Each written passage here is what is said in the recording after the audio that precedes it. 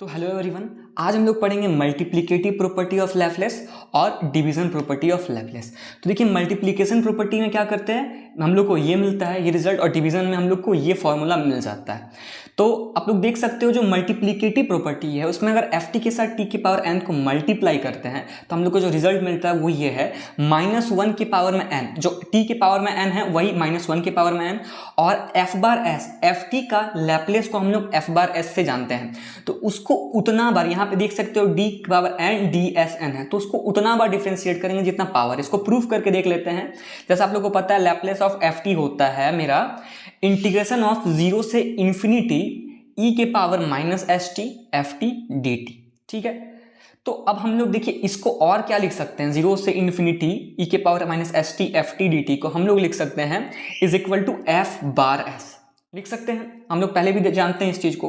अब हम लोग डिफरेंशिएट करेंगे बोथ साइड, तो देखिए ध्यान से एस के रेस्पेक्ट में डिफरेंशिएट करेंगे इधर भी और इक्वल के बाद भी, तो एफ बार एस का भी हम लोग डिफरेंशिएट करेंगे एस के रेस्पेक्ट में। तो देखिए हम लोग को ये इंटीग्रेशन का प्रॉपर्टी है कि अगर डिफरेंशिएट कर रहे हैं तो जिस वेरिएबल के रेस्पेक्ट में डिफरेंशिएट कर रहे हो पहले डिफरेंशिएट होगा उसके बाद इंटीग्रेट होगा। यहाँ पे ई के power minus S T differentiate हो जाएगा क्योंकि एस के रेस्पेक्ट में कर रहे हैं, तो हम लोग को मिलेगा 0 से इन्फिनिटी ई के पावर माइनस एस टी का डिफरेंशिएशन हो जाएगा। ई के पावर में जो होता है वही होता है, तो पहले हम लोग इसको लिख देते हैं ई के power minus S T.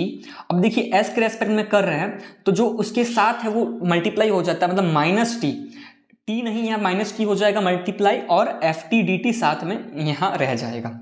Is equal to हम लोग को क्या मिला है D by D S of F bar S.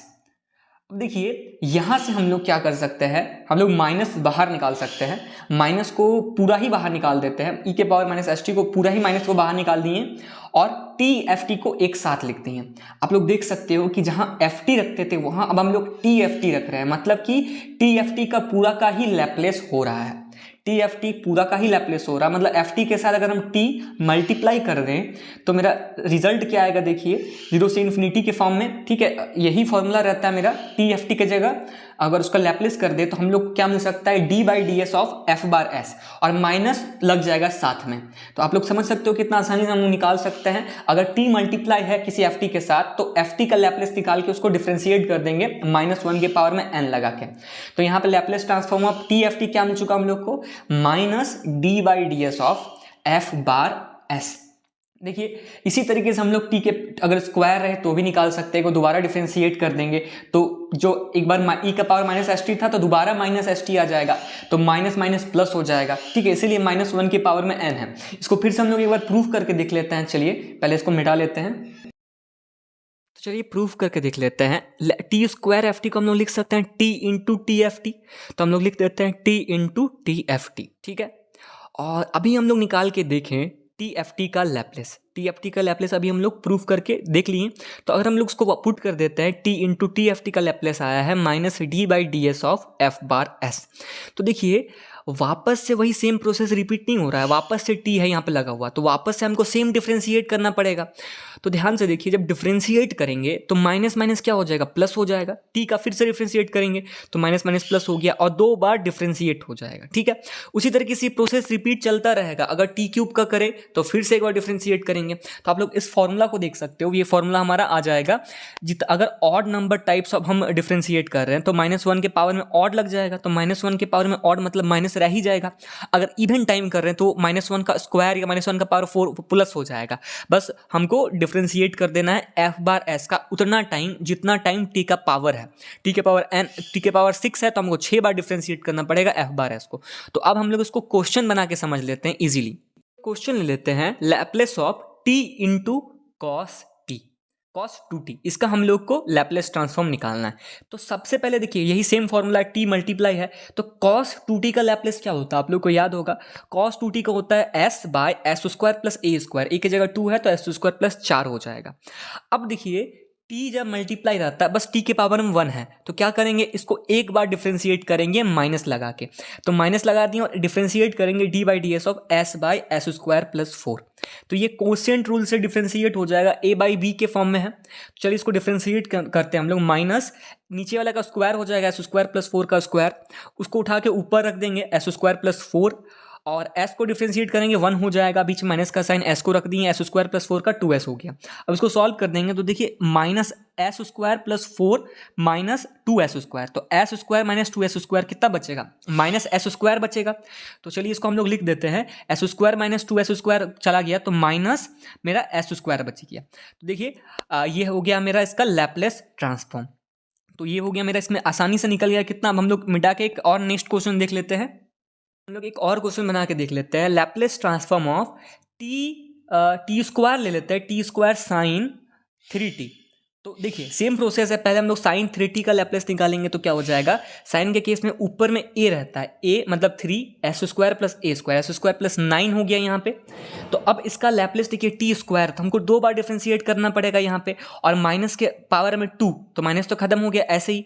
तो इसको चलिए 2 बार डिफ्रेंशिएट करके देख लेते हैं हम लोग के क्या होता है। पहले एक बार जब डिफ्रेंशिएट करेंगे तो देखिए किस फॉर्म में हो जाएगा, ये s स्क्वायर प्लस 9 नीचे और ऊपर में 3 है, तो इसको हम लोग क्या लिख सकते हैं, देखिए इसको हम लोग ऐसे भी डिफ्रेंशिएट कर सकते हैं। इस फॉर्म से अच्छा है कि s स्क्वायर प्लस 9 के पावर -1, तो 3s स्क्वायर प्लस 9 के पावर में -1। तो डिफ्रेंशिएशन का फॉर्मूला हम लोग को पता है, n(x) n-1 होता है, तो -1 s स्क्वायर प्लस 9 -1 -2 हो गया, इंटू s स्क्वायर का 2s हो गया।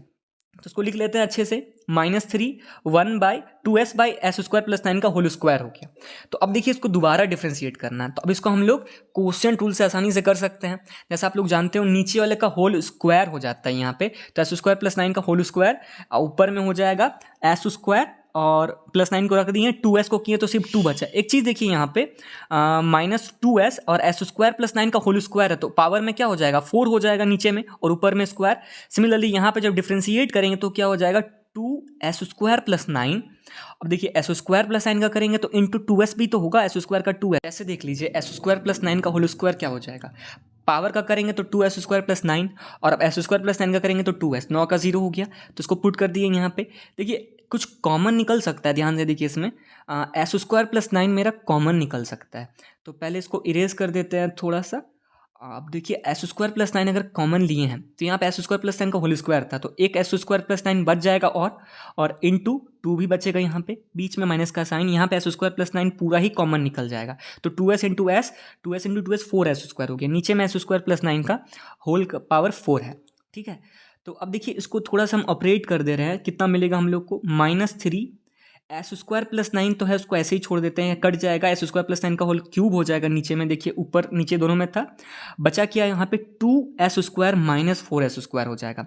तो 2 में से 4 गया तो -2 बच गया यहाँ पे, तो 18 माइनस 2s स्क्वायर हो गया, 9 2 18 माइनस 2s स्क्वायर। तो ये हो गया हमारा फाइनल सॉल्यूशन। तो देखिए इस मेथड से हम लोग कितना आसानी से निकाल दे रहे हैं लैपलेस ट्रांसफॉर्म। तो इस फॉर्मूला को आप लोग याद रखिएगा। अब हम लोग देख लेते हैं डिवीजन बाय टी। अब हम लोग प्रूव करके देख लेते हैं डिवीजन प्रॉपर्टी। जैसा आप लोग को पता है एफ बार एस बराबर क्या लिख सकते हैं हम लोग, 0 से इन्फिनिटी ई के power minus S T F t d T. ये लैपलेस का मेरा डेफिनेशन से हम लोग को ये फार्मूला मिला था। तो अब देखिए हम इंटीग्रेट करके डिवीजन का फार्मूला निकालेंगे। जैसे डिफरेंशिएट करके मल्टीप्लिकेशन का निकाले थे, यहाँ इंटीग्रेट करेंगे, integrating both side with respect to s के रेस्पेक्ट में हम बोथ साइड इंटीग्रेट करेंगे। और लिमिट कहाँ से कहाँ तक, पुट लिमिट एस से इन्फिनिटी तक हम लोग लिमिट रखेंगे। तो चलिए देख लेते हैं इसको हम लोग एक बार कि हम लोग को क्या रिजल्ट मिलता है। तो इंटीग्रेट करेंगे एस से इन्फिनिटी यहाँ पे हो जाएगा एस से infinity f bar s d s is equal to क्या मिल जाएगा, 0 से infinity e to the power minus S t. फिर से इंटीग्रेशन का इंटीग्रेशन करेंगे तो 0 से infinity e to the power minus S T F t d t, ठीक है, क्योंकि पहले से इंटीग्रेशन था उसको दोबारा इंटीग्रेट करें। तो डबल इंटीग्रेशन का एक प्रॉपर्टी होता है।